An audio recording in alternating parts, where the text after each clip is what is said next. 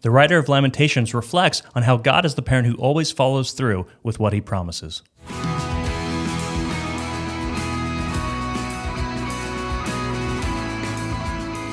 Welcome to Daily Gospel, equipping you to know God through His Word and His Son, Jesus Christ. My name is Keith, and this is Brandon, and we are both pastors at Gospel Community Church here in Santa Cruz, California. Welcome, like, subscribe, comments. Brandon, this is going to be a sad day, is it not? It is, yeah. Well, there's a lot of sad books in the Old Testament, man. There is a lot of sad books. One would say that it's mostly a sad book with some glimmers of hope, maybe. Yeah, I guess you can kind of say that. Yeah. Lamentations is pretty rough. So, yeah, Depression, round 3. It's going to be great. Yeah. So give some context. Weeping Prophet strikes back. Yes, well, some argue that, as with most books, I guess. Exactly. What's where are we at in the genre of books in this part of the Old Testament? Yeah, so we're in the major prophets. We've seen the book of Isaiah. We spent a long time on that, and we saw that was around the fall of the northern kingdom of Israel. So the northern kingdom fell in around 722 BC, and they were conquered by Assyria. And then Jeremiah takes place with the fall of the southern kingdom. So Jeremiah starts before that and is warning about that, and then the fall happens. And Lamentations is written, I would say, by Jeremiah, right, in light of that fall. So in light of the fall of Jerusalem, as a witness to that fall of Jerusalem, he's lamenting, he's reflecting on the destruction that he's seeing and crying out to God for help. We're going to also see, we're going to see Ezekiel, which takes place in exile, and Daniel as well. So those are the major prophets, and we're kind of right in the middle with this little book that almost feels kind of out of place compared to the rest of the major prophets. Right. But the title of Lamentations, in every language, essentially, Hebrew, Greek, Latin, it's some form of that word lamentation. In Latin, it's lamenta. So we have our English word lamentations. You can see the connection there. But I feel like lament is a very common phrase. Like when I was growing up as a kid, I didn't hear this word much. Right. But it seems like it's much more common now. So what is lament, and why is it important? Yeah. I think, is it important? Yeah, I think the word it's like a word that makes sense to us when I think of the word lamentations, or the definition would just be mourning. It has something to do with sadness, right? Yeah. It has something to do with the struggles of this life. Like, it's a sorrowful thing for sure. We see that in the Bible all over the place, but I feel like the world has a definition of lament as well. And like the biblical definition of lament, we'll see is like quite different, I think, as we go through this book of Lamentations, we see some of the teaching through it. But the world, when I hear the word lament from people, I hear it's more of a selfish kind of thing, and not so much as just a sorrowful thing. And it's hard for me to as I've studied the idea of lament, it's hard for me to separate biblical lament and worldly lament, because I feel like the world doesn't have categories for it. But I feel like most of the time when the world says lament, they're talking about a selfish woe, or a self-serving woe at the very least, that there's no hope within that sorrow, Yeah. And I think that's the key, is having a worldly idea of mourning is that there's usually not much hope, where the Christian idea of mourning or lament, it's filled with hope. Yeah.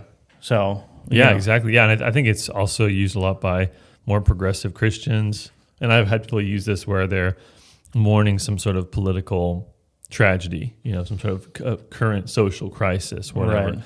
That usually is very highly charged politically, and they're saying, well, we're lamenting this.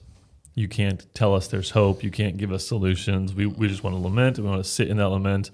But yeah, I think often it can become very self-absorbed, introspective only, instead of looking at where biblical lament does, which it's crying out to God. It's not just speaking to the world. It's not just trying to overthrow the system or something like that. Right. It's actually directed at God, because he can act on our behalf and do something about it. And it hopes in the reality that God has proven through the sacrifice of Jesus and his resurrection that God will pay any price and overcome any obstacle to redeem his people. Right. So lament has to look different for the Christian, right, than for the non-Christian. Yeah, and it does. When you read the book of Lamentations, when you read Job, when you read the Psalms, you see the lament, this sorrow, this reaching out for God, but there's always hope attached to it, and there's always trust in God attached to it. Yeah. So I think a pastor in Indianapolis, his name is Mark Vrogop, I think he has a statement that I think really clarifies the biblical idea of lament. And he says this. He says, to cry is human, but to lament is Christian. To cry is human, but to lament is Christian. He's separating out the categories of worldly, sadness and then Christian sadness. My daughter can come to me and just melt down like she did the other day when I was preparing for this episode. She's just melting down because she couldn't go to the store and go shopping. She's 2 years old and she doesn't even really know what shopping is, but she likes going. You're a terrible parent. I know. She said, "Should I melt it down?" And we said, "Okay, we're not going to go shopping anymore." And she continued to cry for the next 40 minutes. And so that was what I would say is worldly crying, sadness. That's not what lament is in the Bible, right? So to cry is human. Every human experiences suffering. Every human experiences, sorrow and sadness and tears. Even the Bible promises to take away our tears, But lament, I think, is a very specific thing in the Bible. And I think, Mark is pastor from Indianapolis. He has 4 points that kind of define for us what biblical lament can look like. There's kind of action steps to it. The first thing that true lament, biblical lament is happening in your life is that you turn to God when you have a sorrow, when you have a suffering, when something is not right, which the world is broken, everything is not right. Do you turn to God in those moments, or are you just self-pitying in those moments of sorrow? The next thing he says, complain to God. We see in the Psalms, we see even Jesus on the cross, God complain or voicing a worry or a complaint to God. Let God know your situation. And then you ask something of God, so you pray to him, you petition to him, and then at the end of the day, whether God fulfills that prayer or not, you trust God in the process. So you turn to God, you complain to him, you ask him, and then at the end of the day, you trust in him. That's lament. And that's a biblical idea of trusting in God, even though when things are sorrowful, when life brings you mourning. And that's the difference between the Christian and the normal human, is that the Christian has something to hope in the middle of mourning. Yeah, it's like Job, though he slay me, yet will I hope in him. Exactly. Right. That it doesn't matter, or even as we'll see in the book of Daniel, right? God can save us. If he doesn't, he still deserves the glory. Yep. We still trust in him. So it's putting your hope in him. That's good. So it's about why you're lamenting and who you're speaking to. Right. And I get worried too, just about the world and seeing, like, especially with just the social justice movements of, today, there's no category for that kind of mourning in their theology and worldview. It's all something bad has happened a long time ago, maybe even like a microaggression or something bad, or even an actual racist thing happens today, but there's no hope out of that situation because there's no category for them to lament with hope. It's just all about sadness. Bring me the sadness. Nothing can fix this problem. The end is inevitable and its destruction is the result of all this stuff, and there's no hope. Yeah. The Christian worldview of lament is hope in the midst of suffering. That's the whole beautiful idea of Lamentations, is there, even though life is hard, it sucks, there's hope. That's the awesome part about this book of Lamentations, is that it gives people something to hold on to in the midst of the crazy storms. Yeah, absolutely. I think the social justice movements, they often want to tear down the system, to create everything as some sort of utopian society. Right. So pointing to actual answers, and especially to a God who gives a gospel that gets to the root of those problems, isn't actually helpful. And from their perspective, right? Yeah. In terms of their agenda. So not to say everyone who uses the term social justice is on that page, but I think by and large those movements are about that. Right. They're about tearing down and not building up. So that would be a conversation for a different time to get into more. But in terms of lament, I totally agree. Yeah. And we got to be very careful, I think, as Christians about how we deal with this idea of lament. How are we dealing with the conflicts and the sorrows of this life? Because you might be dealing with them in a totally anti-gospel kind of way. Yeah. And that's a scary thing for a Christian to be in. Well, yeah, I mean, like when some tragedy happens, where do you go for justice? I even saw it, obviously, last year, George Floyd was the big thing, right? And his court case and all that. And the people who were upset by that got the result that they wanted. Mm-hmm. And it made no one happy. Right. Not a single person was happy about that. It was just immediately, this isn't enough. And that's the thing, is I think lament recognizes, especially someone in Jeremiah's situation, which was so awful, it recognizes that there is no possibility of full justice, of full utopia, of full redemption on this earth through human means. Yeah. Like that's the whole point. So anyway, I think this is really good because it's going to help us to think through our own, when we struggle, when we look at the world around us and we say it's broken. It obviously, in light of even the last book we looked at, Jeremiah, we are exiles. Of course the world is against us. Of course the world is broken. Of course it's going to be frustrating to us. What did you expect? Right. That's the world we live in. Exactly. The real hope is, not just, that I think the real functional hope for us today is that we know as Christians that God is in control. He's sovereign. He's writing the story. And so we don't need to worry about what has happened in the past. We don't need to worry about what's happening right now, though we're Christians and involved in the world. We can trust God no matter what our circumstances look like. That's right. So the world is messed up. The world is broken. Lament recognizes that, but it also recognizes that ultimate redemption and the solution to these problems can't come by our own strength. They have to come from God. And that's a great thing to know. That's a great thing to learn. And that's why lament can be so powerful, because it turns us to hope in someone else, someone greater. Yeah. Well, let's get into this book and some of what it's about. So who wrote the book? Jeremiah is the traditionally considered the writer of Lamentations. I'm going to raise my mic up here because this is bugging me. Of course, that's not 100% sure, like so many things, but that's what it was considered for a very long time. Yeah. And it was written, as I said, right after the destruction of Jerusalem. So you almost have a real eyewitness account. I mean, this is an eyewitness account.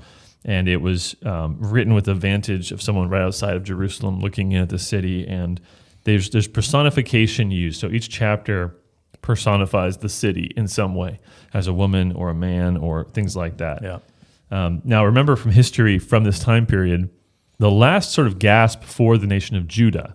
So Israel falls in the 720s. Judah, though, is around for another 150 years or so. And the last gasp for the nation of Judah was King Josiah. He was the final king that attempted to follow God. And he they rediscovered the law. That was Jeremiah's father, Hilkiah, who did that. But when Josiah died in 609 BC, it was just downhill from there. Yeah. So there's not much hope at that point. It's just worse and worse kings. And the final legitimate king is King Jehoiachin. So there's an invasion of Babylon during King Jehoiakim's reign, and then they're conquered during King Jehoiachin's reign. It's very confusing names, I know. And then Zedekiah is put in place as sort of a vassal king. So he is of the kingly family, but he wasn't the rightful king. Right. So he's put in place as sort of a placeholder, a ruler under Babylon's rule, a puppet government, I guess you could say. And during the ministry of Jeremiah, he's warning Zedekiah again and again not to rebel against Babylon. So this is God's plan. He's saying, don't turn against Babylon because God's not going to save you. God's will is for you to be in exile. God's will is for you to be under the rule of King Nebuchadnezzar. But Zedekiah prefers to listen to the false prophets who tell him that they're going to be free from Babylon's rule. Yep. That sounds like something nice. So he rebels and he earns the wrath of the king of Babylon as well as the wrath of God. Yep. And so the city finally fell completely in 587, 586 BC. Sad. So that's that final destruction. So Jeremiah is witnessing that fall and the temple being destroyed. And this is before he goes down to Egypt as a captive, as we saw last time. So some big themes. I mean, Jerusalem, the importance of the city, obviously, is a big theme. Why is the city so important? Well, because it's the city of the Lord. It's the city where the temple is. It's the city where the Davidic kings reign. The priests administer all these things that are so central to their understanding of who God is and how to commune with God. Yep. And the hope of the world. I mean, the Davidic kingship is the hope of the world. That there's going to be a king that will come from that line who will crush Satan forever and reign in righteousness. That's the hope. And yet now we're going to see Jerusalem being destroyed. So everything comes back to Jerusalem because that's the hope of the world. It's kind of encapsulated in that location. We see the theme of sin and judgment. How should we respond as God's people to sin and judgment? It wasn't just that in this book that God's people are receiving sort of a natural, cause and effect impact of their sins. It's that God actually is judging them through these means. Right. So God is, of course, it's something that they earned, but God is actively judging them. And we saw this warning in Deuteronomy, Leviticus 26, Deuteronomy 27, 28, these promises of the curse that will come if they disobey, and that's being fulfilled in this book. We see that, and then of course we see suffering and lament. So it's very similar in some ways to Job. We see some similarities, but Job is individual suffering. Right. This is corporate suffering. Job was also sinless, and the reason why he's suffering was because he didn't have any sin. And it's directly because of their sin. Right. So there are some big differences, but a lot of the language is similar, and it also reminds me a lot of the lament psalms and even some of the messianic psalms. For sure. Feature in this section. Yeah. So let's talk a little bit about the structure of the book. Jeremiah, as we said, is super unclear in the structure, very hard to outline. Lamentations is the exact opposite. Yeah, it's very structured. So it's incredibly highly structured. So you may have noticed as you were reading it that the first chapter and the second chapter and the fourth chapter and the fifth chapter all have 22 verses. Mm-hmm. And that's because the first 4 chapters are all acrostics, meaning that it's a different letter for each verse. Mm-hmm. So it goes in order of the alphabet. So it's, Aleph, Bet, and it goes through the Hebrew alphabet. Mm-hmm. So all 22 letters in each chapter, except for chapter 5, which doesn't have, it feels like this sort of chaos at the end, mm-hmm. but it still has 22 verses. Yeah. So it's not the same structure. And then chapter 3, which stands in the middle, has 66 verses, mm-hmm. which is 3 times 22, obviously. And that's because each letter gets 3 verses. Mm-hmm. So it's much longer, and it's the center of the book. And at the center of that chapter is the most powerful, most famous passage of the book. Right. So it's highly structured, and so it's why this sort of A to Z in each chapter. Maybe it's pointing to the completeness of suffering, right? The full scope of suffering. Some say maybe it's just a way for people to remember, a mnemonic device, right? Just an easy memory tool. I don't know about that, but I think it's just pointing to the completeness of suffering. So the outline, very simply, is chapter 1, a destroyed city. Chapter 2, a broken relationship. So it's going to move from the destruction to actually God's wrath mm-hmm. in this destruction in chapter 2. Chapter 3, a confident hope. This is where we have that line of one of my favorite hymns ever, "Great is thy faithfulness." Mm. So this is where that comes from. And it's amazing because it's happening in the midst of the worst destruction we could imagine. Right. That's when Jeremiah is saying these words, "Great is thy faithfulness." Chapter 4, we have a sinful people. And then finally, chapter 5, a prayerful plea. So that's sort of the outline. And I think it's pretty clear as we go through sort of, how it's structured, but it's a little bit harder maybe to understand what's happening and why it's important. Right. Yeah. Well, do you want to get into the text? Let's kind of dig into these poems. It'd be very sorrowful. But let's be sorrowful together. Let's lament. Chapter 1 is a destroyed city. So we see that in the first verse, Israel is personified as a woman, mm-hmm. and that's for the bulk of this chapter. So verse 1, how lonely sits the city that was full of people. So we know it's a city that's being spoken of. How like a widow has she become? Right. So so she's a widow, and this is interesting because that imagery is coming back from previous books of of Jerusalem, of God's people as being God's wife, mm-hmm. right? So now they're cast away. They're hopeless, they're forlorn, all of that. Verse 2, she weeps bitterly in the night with tears on her cheeks. Among all her lovers, she has none to comfort her. Right. All her friends have dealt treacherously with her. They have become her enemies. So this theme as well we've seen of the lovers of Israel, the false alliances that they made, trusting in Egypt or Babylon or Syria or whoever, mm-hmm. and every time it let them down. So God's always condemning that because that is unfaithfulness to him and to his covenant. And so now we see that these lovers of hers, these nations she trusted in, don't help her. Mm-hmm. So the why is very clear in all of this. The why is sin. Verse 5, her foes have become the head, her enemies prosper because the Lord has afflicted her for the multitude of her transgressions. Right. So this is because of sin. This is a fulfillment, like we said, of the curses in Leviticus and Deuteronomy. Yeah, it's God's just punishment for Israel rebelling against him. And you see transgression and sin and that. You see this thing repeated all throughout the book almost. Yeah, and does our lament include our sin, or is it just a complaining for the wrong things that happen to us? The lament, biblically speaking, as long as there is sin, is including sin. Right. Verse 8, Jerusalem sinned grievously, therefore she became filthy. Mm-hmm. So he's very clear as to why this happened. And he has a repeated phrase again and again. Verse 9, It says, her uncleanness was in her skirts. She took no thought of her future.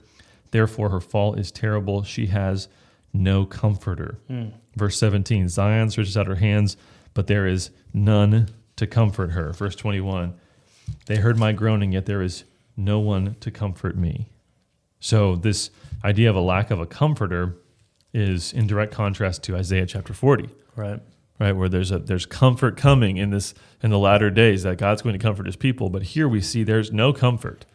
There's no consolation for Israel. Right. Oh, very intense.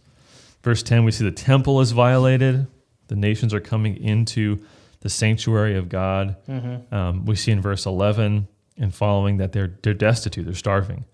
Right, they're looking for bread. They'll trade their treasures for food. They'll give anything just to have some food. And their sorrow is beyond comparison. Right, verse 12. Is it nothing to you, all you pass by? Look and see if there's any sorrow like my sorrow, which is brought upon me, which the Lord inflicted on the day of his fierce anger. So this is God's doing. It's without comparison, and it's because of this false trust in those who they thought could deliver them. Right. So this is the culmination of what we've seen in all the prophets. That this was what they warned about.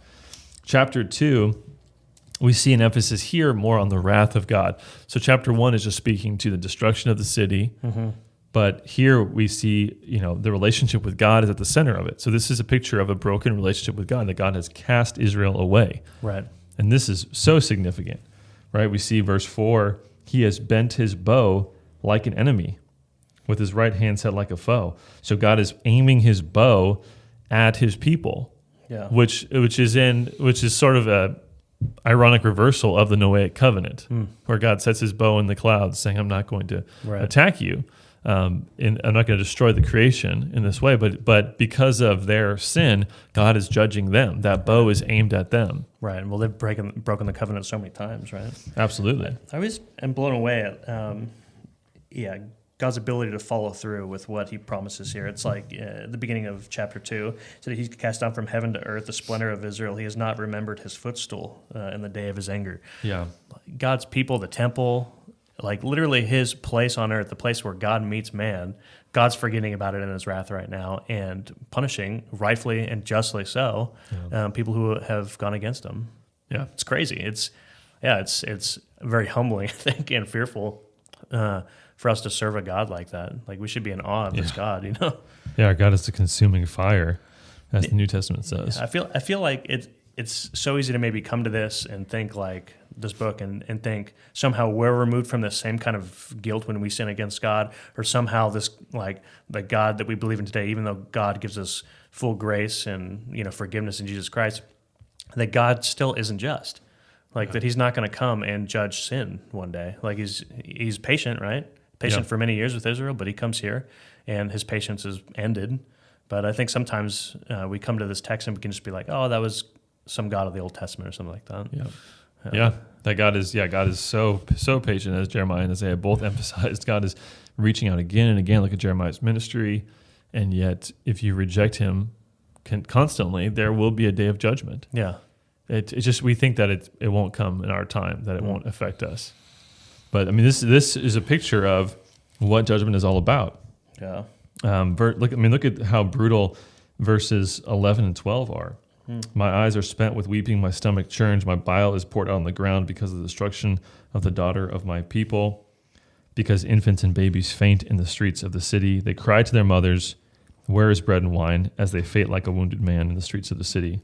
And their life is poured out on their mother's bosom. So even the infants and children are dying of starvation. Yeah, they're suffering. We'll see this several times in the book. It's hard to even stomach because it's so brutal, and it's because they believed in false prophets. Right? Verse 14: your prophets have seen for you false and deceptive visions. They have not exposed your iniquity to restore your fortunes. I mean, that's such an amazing phrase, because we can often think it's wrong to confront someone in their sin. Right, that it's not loving to call something sin, and he's saying these prophets have destroyed you because they have not exposed your sin in order that your fortunes can be restored. Yeah. So when you see someone who's suffering and hurting, if you as a pastor or a Christian even are saying, I'm not going to confront that, I just want to be nice, you're destroying them according to the book of Lamentations, according to the entire scripture. Yeah, exactly. This isn't isolated to, an Old Testament relationship with God or Israel and God's relationship. This is clearly taught in the New Testament for Christians of the New Covenant. Yeah. Yeah. Yeah. And the rest of this chapter has some interesting connections with Messianic Psalms. So I got this from Professor Abner Chow, but there's some interesting things in verses 15 and following. So verse 15 says, all who pass along the way clap their hands at you. They hiss and wag their heads at the daughter of Jerusalem. So that phrasing is very similar to Psalm 22, where there's this person suffering who people are wagging their heads at. They're mocking. So there's a connection there. Psalm 22 is the psalm that starts, my God, why have you forsaken me? Yeah. Right, and it ends with, the Lord has done it. Mm-hmm. So two phrases that Jesus says on the cross, one directly and one somewhat indirectly, but it is finished is sort of a similar phrase to the Lord has done it. Verse 16, all your enemies rail against you. They hiss, they gnash their teeth. They cry, we have swallowed her, and this is the day we longed for. Now we have it, we see it. So this is the day is the same phrase that's used in Psalm 118. Right? This is the day that the Lord has made. Right. So now it's being used ironically in the sense of the enemies are saying this is their day. Right. But it's pointing to that same Messianic psalm, the same phrasing from that psalm. We see similar stuff in, and there's an echo there as well of Psalm 22. And then verse 17, the Lord has done what he purposed. Right. So that phrasing is very similar to the end of Psalm 22. Mm-hmm. The Lord has done it. So there's a lot of hints throughout, and even in chapter 3, there's sort of hints at a lot of different psalms, including Psalm 23 of all psalms. But again, it's reversed, ironically. Yeah. But it's pointing to something deeper in this book. That it's kind of connecting back to Isaiah 53. It's connecting to the Messianic Psalms and the suffering, servant in the Psalms, and it's drawing in the idea of who Christ is going to be.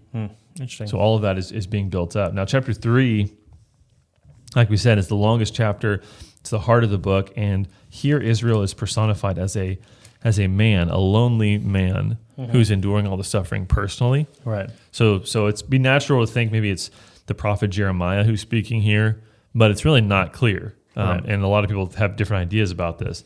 But the type of suffering that he's going through is intense. And again, it's reminiscent of the Psalms, including Psalm 22 and Psalm 69. Right. Big messianic psalms. If you don't know those psalms, definitely read them. You'll see a lot of things that if you're a believer, you're going to say, that's talking about Christ. That's quoted in the Gospels. And it is. It's also reminiscent of Job 3 and Isaiah 53 as well. This sufferer going through these terrible circumstances.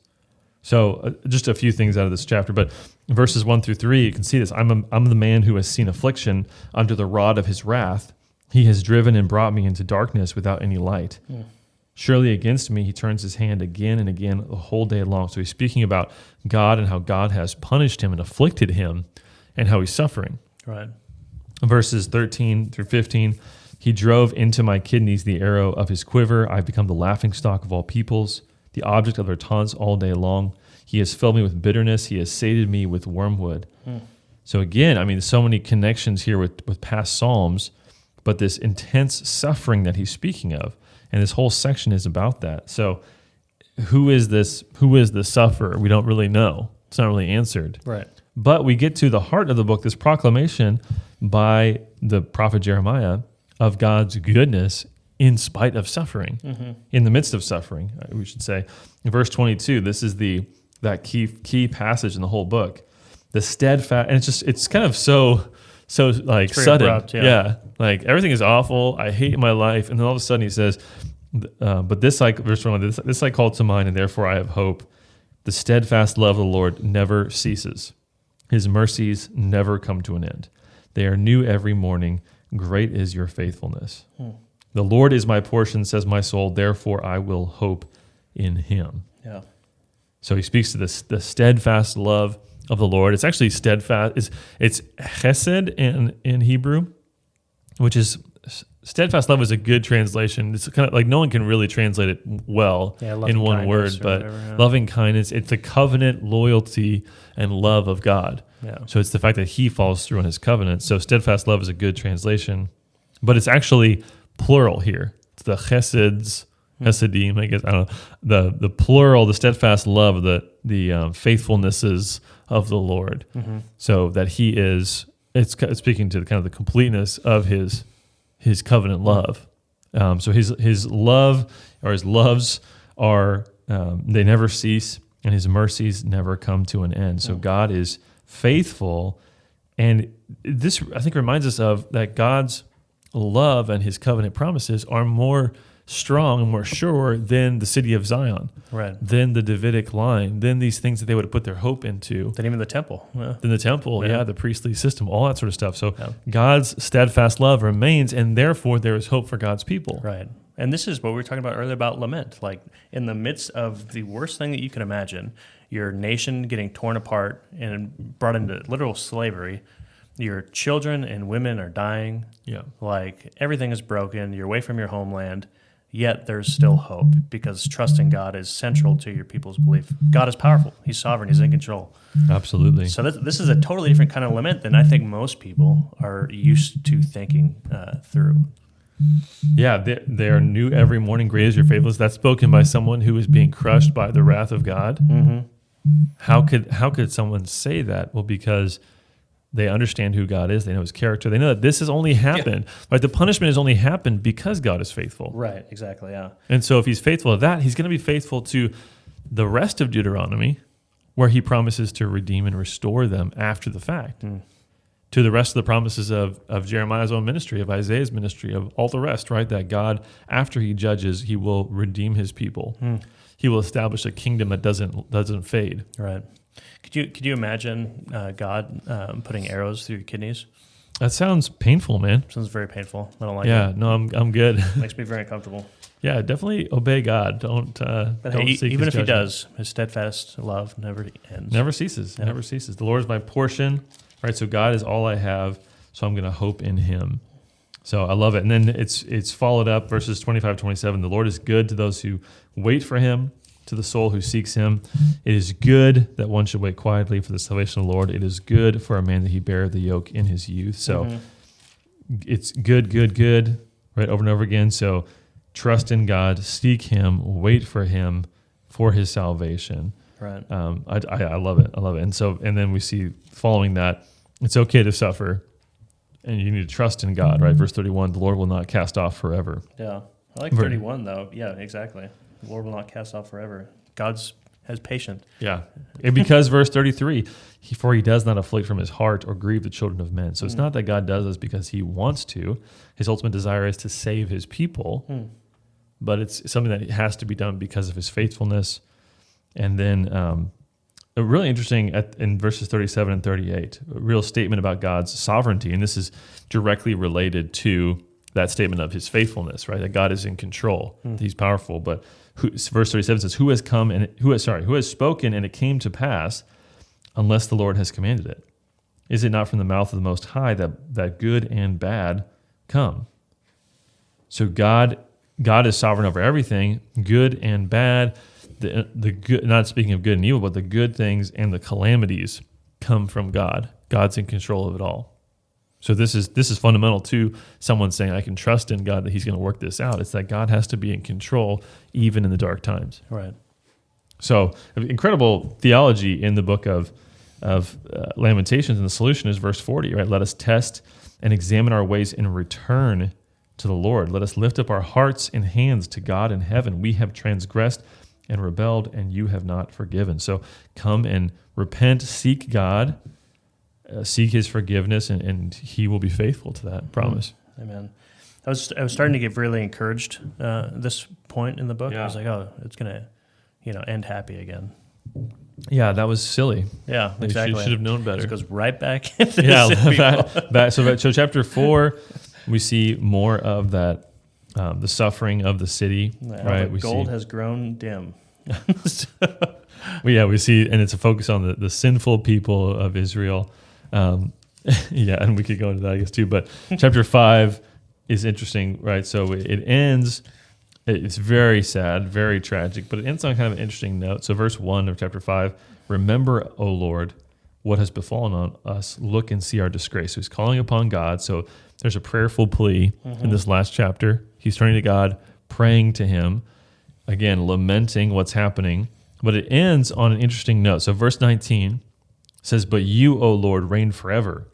Your throne endures to all generations. So the sovereignty of God, the control of God, that's his certainty. Right. Verse 20, why do you forget us forever? Why do you forsake us for so many days? Verse 21, restore us to yourself, O Lord, that we may be restored. Renew our days as of old. So there's this final plea. God, grant us forgiveness, restore us, bring us back to yourself. And then the final verse, verse 22, unless you have utterly rejected us and you remain exceedingly angry with us. So it ends on a really down note, really depressing note.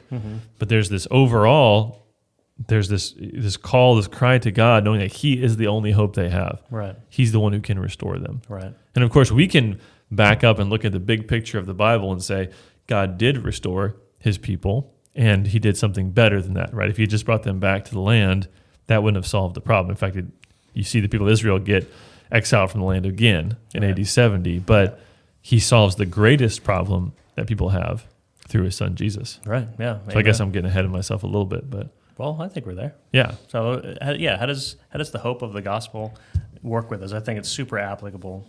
I mean, we live in a broken world. What's the answer to the broken world? Yeah. So this lament, this struggle is never really fully reversed in the Old Testament, right? Because the exile never really ends. They come back from exile, but they're crying because the temple is lame, right? Because it's not the glory. God isn't on their side like before. It doesn't feel like that, right? There's not the victory. There's not the Davidic kingship. All these things are missing, and it's through Jesus that actually happens. And you see in the life of Jesus a few things, right? Jesus, when he arrives at Jerusalem, he laments for the city as well, in a way that points back to Jeremiah. In Luke 13:34, it says, "O Jerusalem, Jerusalem, the city that kills the prophets and stones those who are sent to it, how often would I have gathered your children together as a hen gathers her brood under her wings, and you were not willing? Behold, your house is forsaken, and I tell you, you will not see me until you say, blessed is he who comes in the name of the Lord." So he's lamenting the fact that Jerusalem is the same kind of people now that it was back then. They're still killing the prophets. They're about to kill him, the greatest of the prophets, the Son of God.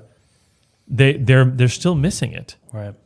They don't get it, and Christ has to become what was so crucial in this city. He has to become the temple, as we saw in John 2, right? That he's the one who fulfills the purpose of the temple. Tear this temple down, and in 3 days I will build it up. He has to become the Davidic king. He has to become the high priest to minister the sacrifice of himself for his people once and for all. So everything that Zion was, everything it pointed to, is fulfilled in Jesus. But also, in the last days, Jesus is going to reestablish Jerusalem as the center of the world. Zion will be a new city that God's people will dwell in forever. Yeah. So that hope of that city isn't gone. It's just fulfilled in Jesus. Yeah. And and that's where I feel like lament is finally done away with. You know? And we see that in Revelation 21:22. And you see this promise is continued. Like we've gone over this promise a million times that God is going to restore his people fully, and there's going to be a full relationship back with God. And that's when actual lament is done away with, is when we're with God again. That's right. Yeah. Yeah. And then, of course, you see the suffering servant idea as well, right? Who is this mysterious figure in chapter 2, chapter 3? In some sense, it points to Jesus. Whether you can say it's literally Jesus or not, it's debatable, I guess, but it clearly points to the suffering he will endure. Right. If it's a picture of the corporate reality of Israel, then Jesus embodies that in his suffering on the cross. So that makes sense, right? Yeah, my God, why have you forsaken me? If it's a Davidic king that's suffering, Jesus is that true Davidic king who fulfills that. So all of that points to what he will endure on the cross, the fact that he's going to suffer for his people, and that we may feel forsaken. Jeremiah felt forsaken, and to some degree he was, but Jesus Christ endures the full reality of what that means. Right. My God, why have you forsaken me? Those words are on his lips because they're true. Right. Yeah. Well, amen to that. And yeah, I think this gives us a hope in the midst of a broken world. I mean, in fact, this is the only hope is through Jesus Christ that we can have something solid to stand on in this world. So, That's right. yeah. Well, thanks for joining us for Day of the Gospel. We'll see you next week. See you then. All right.